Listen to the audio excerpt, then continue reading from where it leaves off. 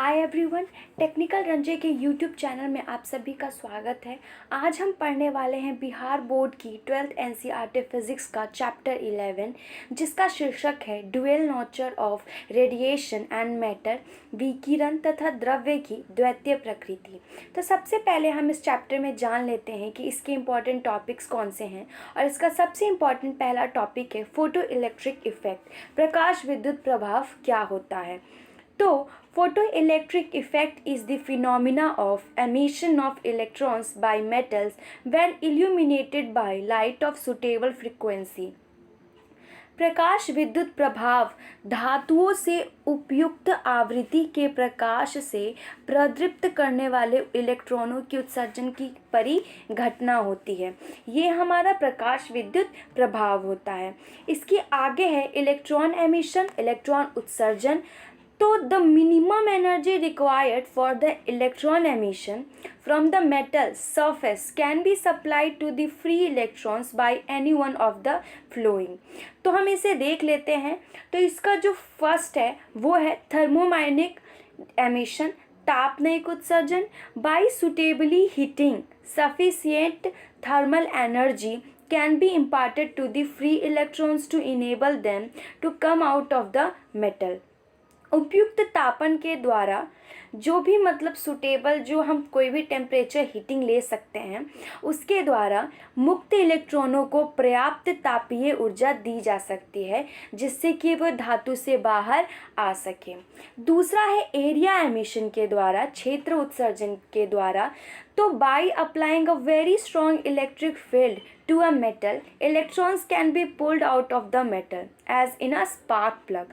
किसी धातु पर लगाया गया एक प्रबल विद्युत क्षेत्र, प्रबल मतलब एक स्ट्रॉन्ग, जो उसका एरिया होगा, इलेक्ट्रिकल एरिया, वो इलेक्ट्रॉनों को धातु पृष्ठ के बाहर ला सकता है, जैसा कि एग्जाम्पल के लिए स्पार्क प्लग में। तीसरा है प्रकाश विद्युत उत्सर्जन, फोटो इलेक्ट्रिकल एमिशन द्वारा। तो when light of suitable frequency आवृत्ति illuminates a metal surface, electrons are emitted from the metal surface। उपयुक्त आवृत्ति का प्रकाश, जो भी आवृत्ति उसके लिए चाहिए होती है, उसका प्रकाश किसी धातु पृष्ठ पे पड़ता है तो इलेक्ट्रॉनों का उत्सर्जन होता है। इन विधियों के द्वारा हम किसी भी धातु की सतह से इलेक्ट्रॉनों का उत्सर्जन यानी इलेक्ट्रॉन्स का एमिशंस कर सकते हैं। आगे इस चैप्टर का जो इम्पोर्टेंट टॉपिक है, ये टॉपिक वीवीआई है, क्योंकि इससे रिलेटेड एग्ज़ाम में प्रश्न पूछे जा सकते हैं। इसके चांसेस जो है वो काफ़ी ज़्यादा हैं। तो वो है Einstein's photo electric equation, Einstein का प्रकाश विद्युत समीकरण। तो इसमें सिर्फ याद रखने लायक सिर्फ एक ही चीज़ है, इसका फॉर्मूला जो है C is equal to 1/2 mv², where C is speed of light, m is mass, v is velocity. तो हमारे लिए इस व्यंजक को याद करना ज़रूरी है। आगे है हमारा फोटोन। तो फोटोन प्रकाश के सूक्ष्मतम कण होते हैं। प्रकाश का जो सबसे छोटा कण होता है उसे हम फोटोन से जानते हैं। Photon is the type of elementary particle of light. Photon विद्युत उदासीन होते हैं और इनमें कुल ऊर्जा और इसका जो मोमेंटम होता है वो कंजर्व्ड होता है। Photons are electrically neutral, the total energy and momentum are conserved. आगे हम देखते हैं कि वेव नेचर ऑफ मैटर क्या होता है, द्रव्य की जो तरंग प्रकृति है वो कैसी होती है। तो लेम्डा, इसे हम लेम्डा से डिनोट करते हैं। Lambda is equal to h/p is equal to h/mv। हम इस तरह से भी डिनोट कर सकते हैं, where m is mass of matter. ये द्रव्य का जो पदार्थ है उसका द्रव्यमान है। v इज वेलोसिटी, यहाँ पे v वेग है। Lambda is de Broglie wavelength, तरंग दैर्ध्य को हम इसी साइन के द्वारा डिनोट करते हैं। तो डी ब्रोगली का तर्क था कि प्रकृति सम्मित है, तो द्रव्य एवं ऊर्जा का भी सम्मित जो लक्षण है, सिमेट्रिकल जो उसका गुण है, क्वालिटी है, वो भी सेम होनी चाहिए। He reasoned that nature has symmetrical, then the matter and energy must have symmetrical. तो ये हमारा डी ब्रॉगली का तर्क था। और इसके आगे एक जो इसका इम्पॉर्टेंट टॉपिक है वो है हाइजेनबर्ग का अनिश्चितता सिद्धांत, हाइजेनबर्ग्स अनसर्टेनिटी प्रिंसिपल। तो according to the principle it is not possible to measure both the positions and momentum of an electron at the same time exactly. एक ही समय पर किसी इलेक्ट्रॉन की स्थिति या संवेग दोनों को हम परिशुद्ध माप नहीं सकते। ये हमारा हाइजेनबर्ग का अनिश्चितता सिद्धांत बताता है।